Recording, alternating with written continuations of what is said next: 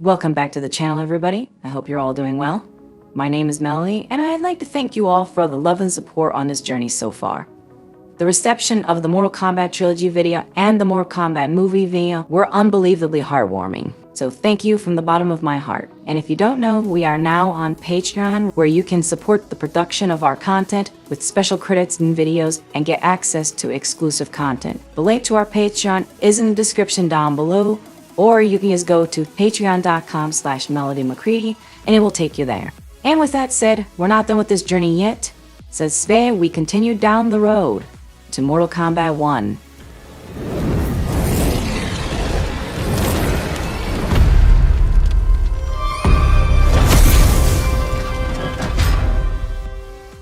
Between the release of Mortal Kombat 3 and the box office success of the Mortal Kombat movie, the franchise was at a high in 1995. Sadly though, this is where the road to Mortal Kombat 1 gets a little bumpy, because after the movie, the series went in many bizarre directions. In 1996, Saturday mornings became the home of this ultra-violent franchise with an animated series targeted at kids, because in the 80s and 90s, any successful movie got an animated series. Even movies that were super graphic. This trend resulted in Mortal Kombat: Defenders of the Realm. This series was a pseudo-sequel to the first movie that only lasted 13 episodes and aired on USA Network's USA Cartoon Express. To sum up my feelings about this animated show, it was fine, I guess. As far as attempts to create a kids show about Mortal Kombat, I think you could have done a hell of a lot worse. The show took place after the first tournament, and now Liu Kang, Kitana, Sub-Zero, Jax, Nightwolf, Raiden, Sonya, and Stryker are a team of Earthrealm fighters protecting their world from the threats of our world and the Netherrealm. Oh, and there's a pet wolf sidekick thrown in there because, you know, for the kiddies. I will admit, watching this show, I was surprised by how loyal it is to the games. It tries to be almost a bridge between the games and the movie, with all the characters sporting their in-game designs. They use a lot of their special moves, and this series actually does a better job including characters from the games compared to the movie, where they had to invent these new, weird threats for the heroes to fight. One of the more fun aspects to experience with this show is actually its cast. You got Ron Perlman himself playing Stryker. I don't like this either, but we must eliminate the cybernetic units. Olivia Dabo as Sonya. What the hey? Long as he knows the way, might as well show him our secrets, too. Cree Summer as Kitana. Listen to us. Do you not see what is happening? Ever since that gem was present, things have been strange between us. Brian Tochi as Liu Kang, and the legend himself, Clancy Brown as Lord Raiden. Oh, so you brought word of Scorpion's impending invasion. Interesting. Clancy Brown playing Lord Raiden is actually fascinating, because he sounds more like the Raiden we're used to in the games, but they gave him the one-liners and sassiness of Christopher Lambert's Raiden. Children, if you can't play nice, I'll have to separate you. I don't recommend it. As a result, he ends up being one of the more enjoyable characters in the series, just because he ends up being the best of both worlds. Sub-Zero, on the other hand, was voiced by Luke Perry for some reason. What Liu Kang did, he did to save Earth. My return was no coincidence. This little confrontation with the Cybers was nothing compared to what's about to happen. I feel like the writing for Kuai Liang is fine enough, but Perry's voice just did not match the tone and vibe that the character gave off. I feel like Perry would have been a better choice for Johnny Cage, who does not exist in this show for some reason. It hinted at in the first episode that Sonya lost another partner, which I guess was supposed to be Johnny? If that's so, then I have only one response to that. Olivia Dabo is actually a really good voice actor, but unfortunately, she's stuck with the worst character in the entire series. You may be the god of thunder and all, but you've been wrong plenty of times. Let's start toasting those freaks! We have to keep the cybernetic units from reaching the city. Duh! No kidding, Stryker. Chill out, Sparky. I'll leave in a minute. Yeah, Sonya has only one bit of personality. She's the angry one. Almost every episode, she has to pick a fight with one of the other Earthrealm fighters. Oh, is that right? Blubber butt. Say, did you guys know that Jax was the fattest kid in school? Jeez, what a bitch. It's like they just took the characterization from the movie and just dialed up to an extreme that makes her just completely unlikable. Oh, and they gave her a catchphrase. We need a strategic plan of attack. I got one! Combat time! Combat time! Combat time! Combat time! Sonya, maintain your current position. It's strategically wrong to take... Combat time! Shut the fuck up! I did find myself enjoying what villain of the week would appear in every episode. You had threats like Cyrax and Sector, Scorpion, Reptile, and, oddly enough, the actual first appearance of Quan Chi in the entire Mortal Kombat franchise. Yes, Princess. I am but a poor sorcerer who greatly admires your determination.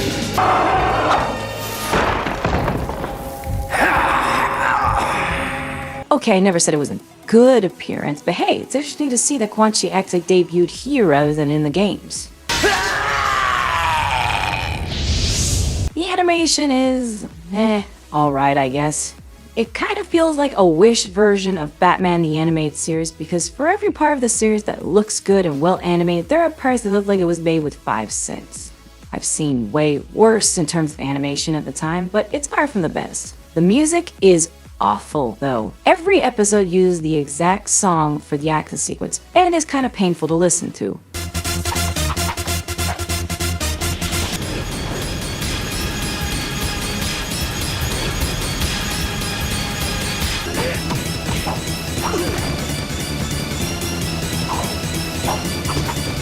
It's almost like they were aiming for a similar theme to the Immortals theme from the movie, but not. Overall, Mortal Kombat Defenders of the Realm was an okay attempt at an animated series. I could see its potential if it had gotten the chance to improve with multiple seasons, but as is, it was just a fun experiment that did not last. It was quickly cancelled after airing its 13th episode in December of 1996, and I seriously struggled finding any other information about the series other than that. Still, the world was in the midst of Mortal Kombat mania, and after the movie, gamers were ready for the next big entry in the video game series. After Ultimate Mortal Kombat 3, Midway jumped to a new generation of consoles as well as visuals, leading to the creation of Mortal Kombat 4. No longer would Mortal Kombat use digitized actors for their character models, and instead, Mortal Kombat 4 was the first time that characters would be fully 3D. Actors were still used, but this time characters were made using motion capture technology, something that would become the gold standard when it comes to video game development. Everything aimed to be bigger and bolder, stepping to a new generation of gaming, thus resulting in a mostly warm reception. Despite these mostly good reviews, Mortal Kombat 4 is not as fondly remembered as other games that came before and after. So why is that exactly? Well, from my point of view, the overall presentation is one of the least appealing. The UI, the designs of the characters, and even some of the animations just don't age well. Yes, the 3D graphics were pretty much brand new at the time, but it's that unappealing 3D where the characters just look like puppets. Some characters look alright, others not so much. The gameplay, on the other hand, I was surprised how well it felt to control. While I don't think it's as strong as Ultimate Mortal Kombat 3, once I got the feel for it, it was a lot of fun going through the arcade ladder. I still have some issues, such as the weapons feeling absolutely useless, especially since they take what feels like a millennia to draw out, and only one hit knocks them out of the character's hands. Still, the combat is fluid, fast, it still kept a lot of what I liked about Mortal Kombat 3's combo system. This was actually one of my favorite times Reptile was playable. He just felt perfect to play. His design, on the other hand, what the fuck is that? My longtime favorite character Johnny Cage returned, and Fujin was playable for the first time. I can't lie, I had a big smile on my face playing Mortal Kombat 4.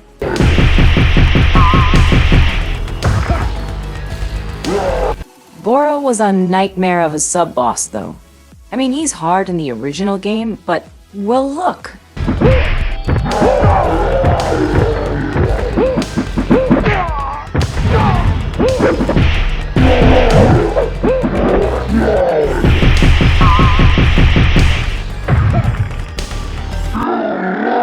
I was able to beat him to fight the Elder Gods. This was just a little ridiculous if you ask me. Hell, he's harder than Shinnok, the main boss who I beat on my first try. I did find myself really liking the stages in Mortal Kombat 4. The visuals were nice, it still had that dark and macabre vibe that most people associate with Mortal Kombat. I don't know if this was intended to be a stage for Reptile, but if it is, I guess they proved that kind of love for the Green Ninja. The roster itself was pretty refreshing actually, with plenty of new characters to enjoy, including... Guy. Okay, I know it's Kai, but this character was so generic and bland, he might as well have just been called Guy. Although his gameplay was a little fun, no lie. Other inclusions were fine, but definitely lacked. Especially when it came to Reiko, who was literally just Shao Kahn fanboy in his ending. Oh yeah, the endings. Infidel! You are in no position to demand anything. I could kill you with a mere thought. But we had a deal. A deal? I am not a god of my word, Reptile. All deals are off!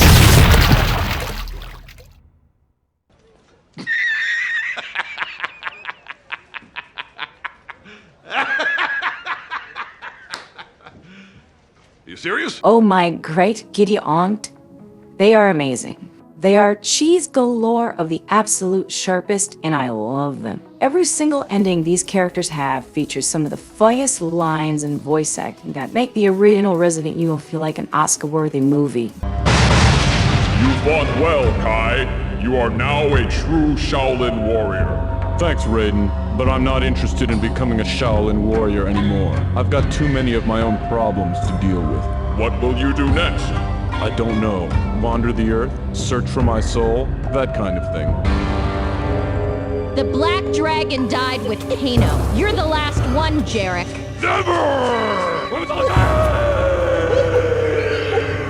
In the end, Mortal Kombat 4 is a good traditional Mortal Kombat game, even if it doesn't really hold a candle to what came prior. It did have the same treatment as Mortal Kombat 3, however, with a new version simply titled Mortal Kombat Gold that was released exclusively for the Sega Dreamcast, featuring more characters. So MK4 was a success as a whole, and it was received far better than the other Mortal Kombat game that released in 1997.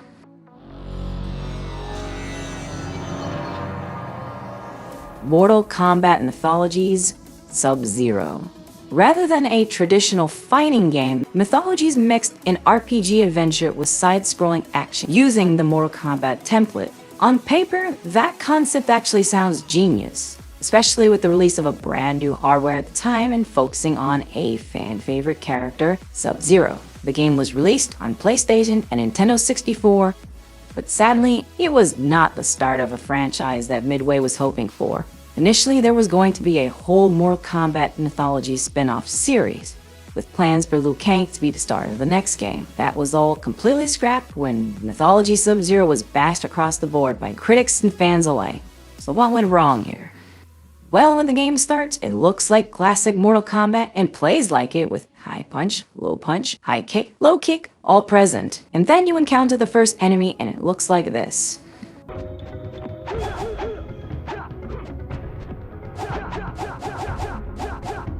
For whatever reason, Sub-Zero will not turn around unless a button is pressed.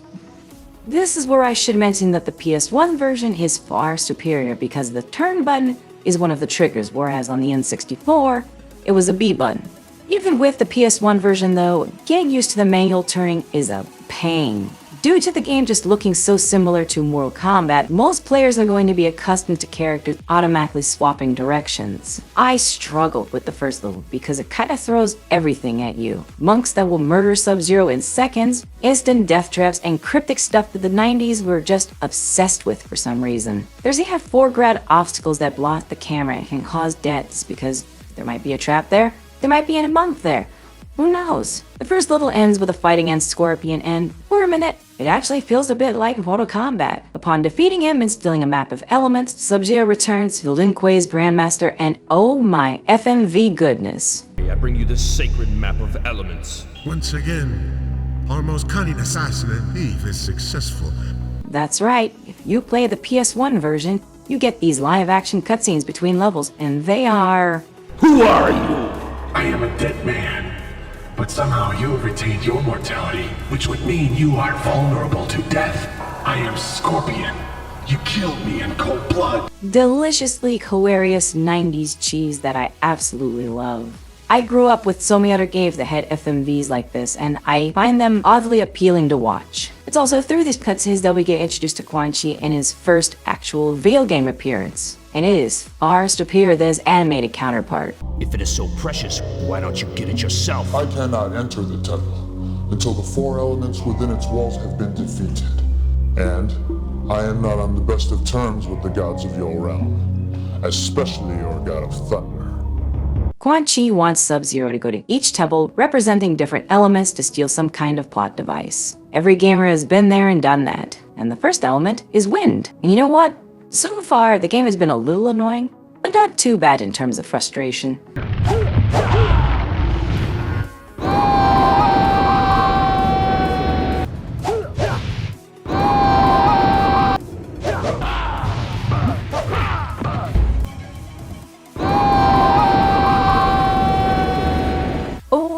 Okay, where do we begin?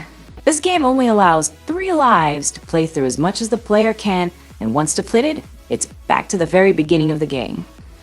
And that happened a lot, considering there are even more traps, countless pitfalls, cheap as hell enemies, and even puzzles that can result in death. And on this win stage, they're used to seeing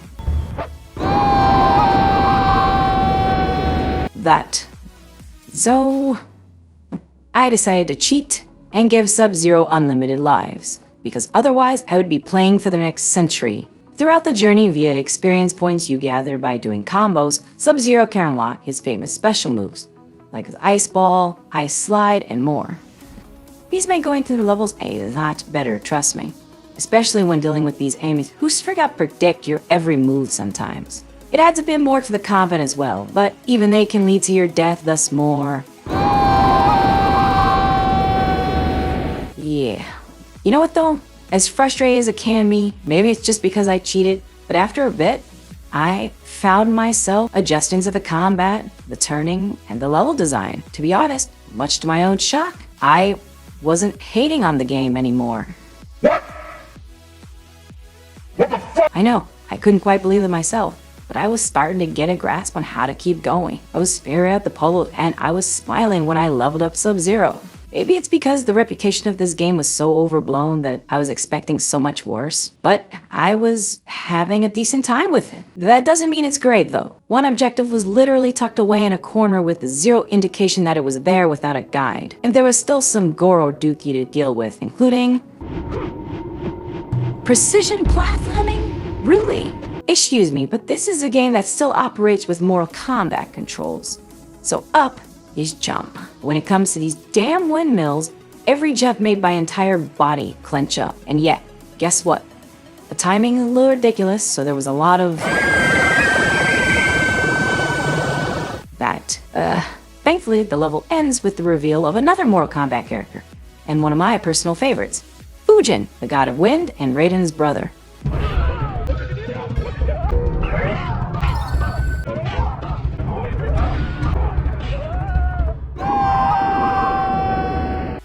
Yeah, this boss broke me. Fujin tracks your every single movement, and he can kill you within seconds because he's nearly invincible in the air. He's like one of the sub-bosses from Mortal Kombat 2 and 3, but dialed up to 11 with how cheap he is. I am not joking when I said I only beat him just because I got lucky with my attack that would either bring Fujin down to the ground, and even then, I had to rely on sliding and freezing in order to beat him. Oh, and that's not the end of it, because even when I beat Fujin, he just insta-kills me with this wind attack. So maybe I'm supposed to attack him? Nope. Run away? Double nope. So how the hell do I actually beat this level? By running to the right side and crouching down so that Sub-Zero automatically grabs the edge until Fujin explodes into a blood pile. Now, someone is probably asking, is there even the slightest indicator to do that? Oh, it's just silly of you to think that. I'm too pretty to die this way! And beating Fujin automatically teleports Sub-Zero to the next level. And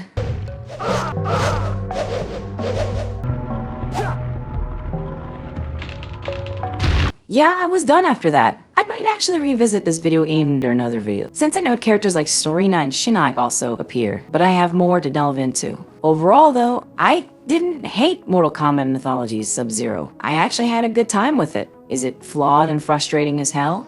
Yes, most definitely. However, I didn't get the absolutely soul-crushing experience that most people describe. I have played way worse. We'll get to that. Before we move on to our next game, there was Under the Mortal Kombat project that came out just a few months later in 1997, and it was somehow far worse in quality than the FMV cutscenes. Mortal Kombat Annihilation. After the massive success of the first Mortal Kombat movie, which did tease a sequel featuring Shao Kahn as the main villain, well, that sequel got made. Threshold Entertainment returned with a new director, more characters, and an even bigger budget. Surely, this is going to become the Empire Strikes Back in Mortal Kombat, right? Mother. You're alive. Too bad you will die. Oh boy. Now, if you're expecting the same treatment for Annihilation that I gave the first movie, you're sadly mistaken. Not only is YouTube's copyright a pain, but I do not have the patience to dissect this train wreck. I will give my thoughts though. Take everything I had a problem with in the first movie, multiply them by 1,000, and you get Annihilation. I already harped on how bad the visual effects were in the first movie, but this? Just look at it. There are scenes where the chroma keying is so bad the characters become transparent. I'm no editing wizard, but I feel like I had done a better job than Annihilation did. I mean, somehow this movie looks cheaper than the previous movie. Where did that extra budget go? You can really see that Baraka's arms are just sleeves, and everything is like a Power Rangers episode done wrong. The movie even starts with Johnny Cage being killed off, my favorite Mortal Kombat character. Rip the flesh from your bones! And the characters are bland as hell in this one, with James Remar as Raiden being one of the only upgrades from the first movie. I will stick by that. Until they turn him into Duke Nukem for some reason. I'm an equal opportunity ass kicker. Damn, I'm good. Hail to the king, baby. The acting... You will never rule this world. As long as the portal remains open, your world becomes my world. Two of Earth's best warriors have already been taken. Cabal and Stryker. If those bars could keep me away from you, Shiva, I would welcome them. Yeah, now what? You let him live? Need I say more? Sure, there are a lot of references and characters for reality games, and I will admit, I do get a smile out of some of them. Especially the introduction of Kuai Liang, even though he looks like a cross of Nicolas Cage and Ross from Friends. But all that does not even come close to saving Annihilation. It is one of the most hilariously bad movies to watch, in the same vein as Batman and Robin or The Room. And as a result of its failure, plans for a third movie were completely washed down the drain, and fans did not get another live-action movie until the 2021 reboot, which I will save for another video. That didn't stop Hollywood from wanting more live-action Mortal Kombat though, because in 1998, fans got a bizarre little television series. This was Mortal Kombat Conquest. Why didn't you just go with a K? You were wide open for it. Anyway, much to my shock, this show takes place far in the past before Liu Kang, Giant Cage, Sonya, any of the fighters that we're used to. Instead, it focused on the Great Kung Lao and his band of Earthrealm fighters fending off Outworld. I have to give credit where credit is due. It was a bold move to make a TV adaptation about a period of Mortal Kombat lore that fans only really heard or read about. However, Conquest suffers from, well, being a TV show of a time. This was 1998, so people weren't getting Game of Thrones level quality here. The VFX were cheap, the costumes were cheap, the main trio characters are a little forgettable, and because of the budget, the show basically takes place in the same 5 locations through the entire series. And it does not exactly have the best when it comes to performances. But I can't lie, when the show gets good, it gets really good. Like this Shao Kahn makes the Annihilation counterpart look like the punk that he is. How dare you beg for death! Only victors are granted their desire. There's a fate worse than death. The cobalt mines of Shao Kahn. fitting punishment for letting the Earthrealm slip through my hands! Failure!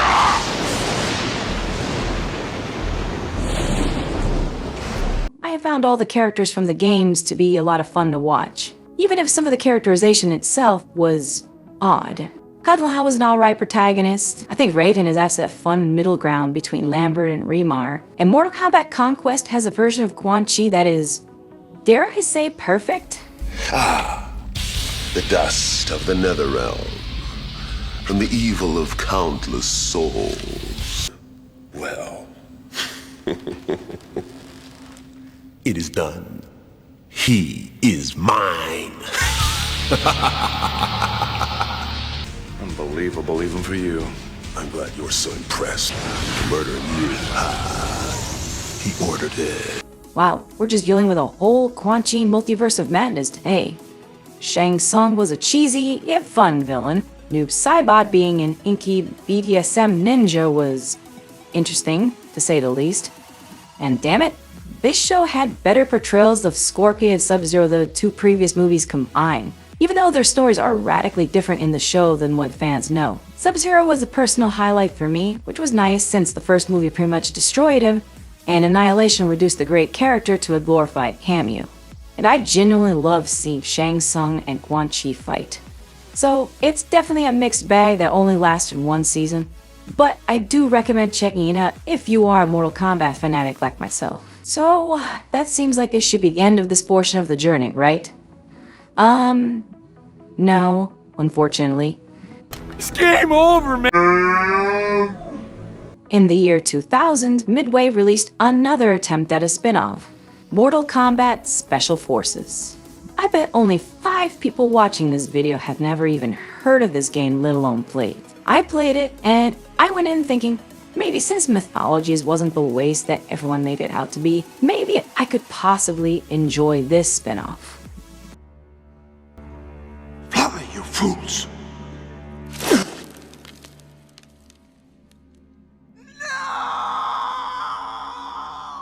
Yeah, Special Forces kinda sucks. It wasn't exclusive for the PS1 that starred Jack Briggs on his own solo adventure, fighting the Black Dragon crime syndicate and hunting down the villains such as Kano. That's not a bad concept overall. But the execution was far from stellar. Kano, you're gonna pay for this. I can sum up what's wrong with Special Forces in 3 words. It is boring. I really tried to like this game, but it is the most generic third-person action game one can think of. Go to route, kill bad guys, find item, use item, go to next route, rinse and repeat with the most monotonous combat that includes very basic combos. The makings of a fun action-adventure game are here. Hell, future Mortal Kombat games would end up doing it better, but Special Forces squanders its potential. The biggest problem for me, besides the lame combat, are the level designs. All of the magic and futuristic tech that the franchise was known for was gone. Instead, Jax traversed through basic warehouse level, basic sewer level, basic. On top of them being visually uninteresting with murky graphics, most of the levels consist of running around empty corridors, hoping to find a key item, a weapon, and an enemy, with the occasional puzzles here and there that kinda spices things up, but only for like 20 seconds. The best thing about this game is actually the cast of original Black Dragon villains. You got characters like No-Face, Tazia, and the ninja Tremor. Tremor would actually go on to become one of my absolute favorite characters to play as in Mortal Kombat X, so I do get a good chuckle out of seeing him here. Other than that though, Mortal Kombat Special Forces is, ironically, nothing special. I think this term is overused by consumers, but this game just felt like a cash grab. Try and make a quick buck off the Mortal Kombat name. Well, apparently Special Forces was meant to have a lot more, such as showing it as a playable character.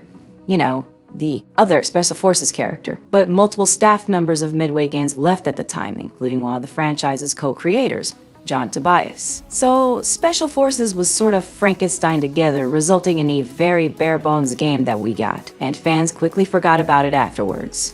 And probably for the better, because I will say that Mortal Kombat Special Forces is the worst Mortal Kombat game, in my opinion. And this marks the darkest and definitely the weirdest part of Mortal Kombat's history completed. However, the road to Mortal Kombat 1 is still long, with plenty more stops along the way, with games that took the 3D to a whole other level. However, we will save that for next time. For now, I would like to thank our channel's supporters, with Ishmael Scarborough being our first patron on Patreon. I hope all of you enjoyed this episode, and if you did, please make sure to hit the like button, subscribe, click the bell icon to get notified when we upload future content. And until then, I bid you all farewell.